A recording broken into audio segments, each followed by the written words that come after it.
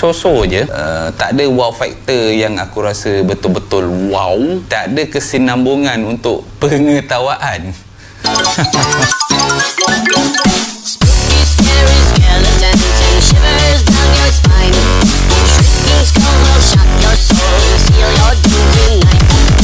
Shift Malam Raya merupakan filem komedi seram serta bertemakan raya, arahan Datuk Profesor Dr.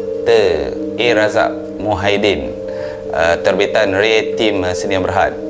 Ia juga boleh dikatakan sebagai comeback A. Razak Mohaidin sebab rasanya lama juga beliau tak mengarah, kan?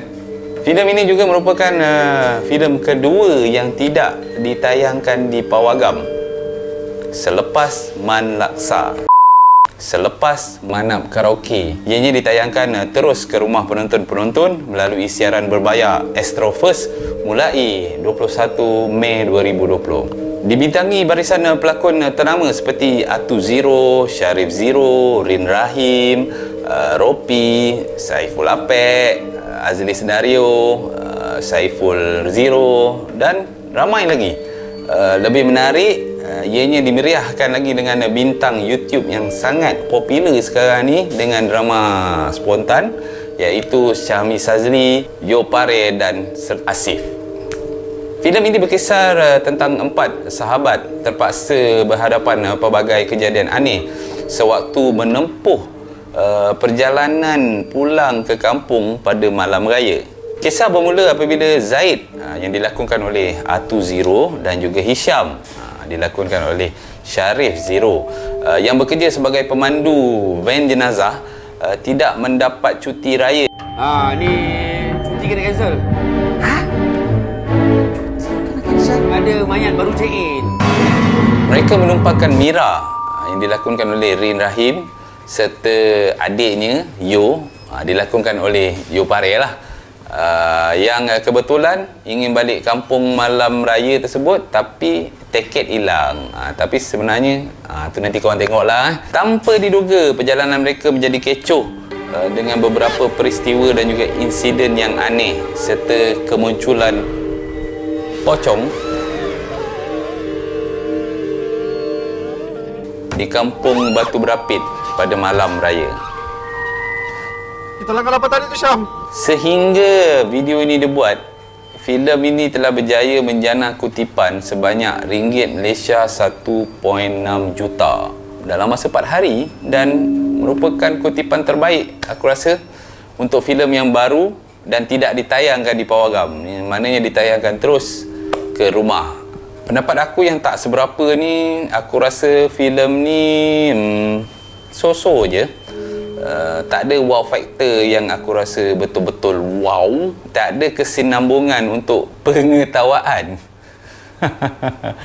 Bila dah ketawa, lepas tu diam, lepas tu ketawa balik, lepas tu krik, diam balik, baru jumpa ketawa balik, lepas tu diam balik, macam itulah sampai Abang Jamil mampus.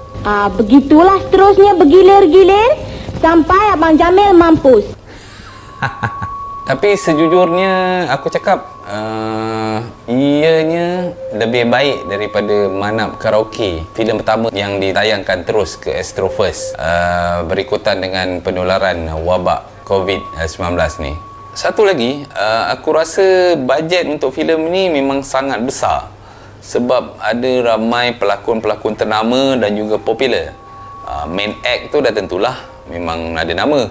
Yang supporting ni, woi, ramai berbenar yuk. Lepas tu extra pula aku rasa macam over. Kalau sekali tengok extra-extra ni, dia dah macam supporting lah pula, kan. Contohnya macam watak Daniel, watak dia beroperasi di hujung cerita je. Macam slot main sumbat-sumbat, main tampal-tampal je, kan. Macam tak ada function sangat. So pada pendapat aku, bajet yang besar tu rasanya boleh ditambah baik. Zero dan juga tim Syahmi ni dah okey kot nak bawa cerita ni. Mungkin semua watak tu ada tarikan untuk penonton menonton cerita ni. Tu marketing side lah. Dari segi lawak pula, ianya agak tipikal. Zero dan juga Ropi semestinya dengan plastik mereka lah. Tapi kali ini Abang Ropi ni kurang menyelah, sebab selalunya watak plastik Ropi ni ada je punchline. Memang boleh kasih orang ketawa lah. Tapi kali ni dia agak kurang. Aku tak tahu kenapa. Pendapat aku yang okey ni lah Yo Pare. Sebab dia memang kelakar yang unik. Yalah, sebab dia kan insan istimewa. So memang unik lah dia buat kelakar. Yo juga memang nampak lebih baik pembawakan watak tu kalau nak dibandingkan dengan rakan dia Asif. Mana Asif ni memang rasa aku memang perlu guide yang banyak lah. Jadi Asif ni lah salah seorang lagi insan istimewa yang diperkenalkan oleh Syamie Sazli dalam YouTube channel beliau. Tapi serius aku cakap lah, memang Yo ni memang ada bakat dan boleh berlakon sebenarnya. Watak masa mencari jenazah yang hilang kat kampung tu, Yo kena tinggal seorang-seorang kat van. Ketika itu nampak muka Yo macam seram, macam kena sampuk pun ada. So memang menjadilah. Kerangga jatuh. Dan aku juga rasa kejayaan filem ni yang boleh kutip sampai 1.6 juta banyak didorong oleh sokongan fan-fan Syamie sebenarnya. Sebab kalau kita tengok balik, Syamie Sazli ni subscriber dia je dah 2 juta lebih bang. Ambil suku je cukup untuk melanggan filem ni. Memang pecah TV punya.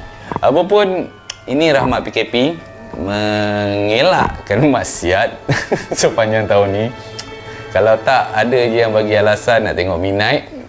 Tapi sebenarnya Wallahu a'lam. Lain-lain perkara bagi aku semua okey lah. Cerita, plot, sinematografi, soundtrack, walaupun kadang-kadang boleh mendatangkan gelak yang nipis di babak-babak tertentu. Tak semualah. Cadangan aku lah, kalau ada yang nak buat filem genre kelakar seram ni, cuba try tambah pelakon yang selalu berlakon watak serius. Contohnya macam dilakukan oleh Muhammad Khalid dalam Hantu Kak Limah, iaitu membawakan Zul Arifin. Jadi memang watak Zul Arifin masa tu dalam Hantu Kak Limah memang menjadi. Jadi kalau yang lain-lain ni nak buat, patutnya buat macam tu. Cari mana-mana yang biasa berlakon serius, berlakon bergaduh, berlakon cinta, masuk ada dalam cerita kelakar ni. Tengok dia kelakar tak kelakar. Boleh je cuba, tak ada masalah. Okay guys, rating jujur Dak Ajib Channel untuk shift malam raya ni adalah sebanyak 6/10. How yeah. So korang bolehlah layan cerita ni dekat Astro First. Support sikit industri perfilman kita tanah air. RM15 je untuk 2 hari. Kalau korang pergi panggung pun Midnight, sanggup untuk berhabis RM36 untuk 2 orang. Ini kan setakat RM15, siap dapat tengok dengan mak, ayah, abang, kakak, isteri, anak-anak. Sekampung pun boleh tengok. Padahal janganlah nak layan-layan video-video yang download ni. Kan tak baik tau. Jahat tau. Okey. Sehingga kita bertemu lagi. Terima kasih kerana menyokong Dak Ajib Channel. Assalamualaikum. Bye-bye. Kampung kita ni terkenal dengan slogan muafakat membawa berkat. Dia hampir dekat dengan kita dan dia ada di mana-mana.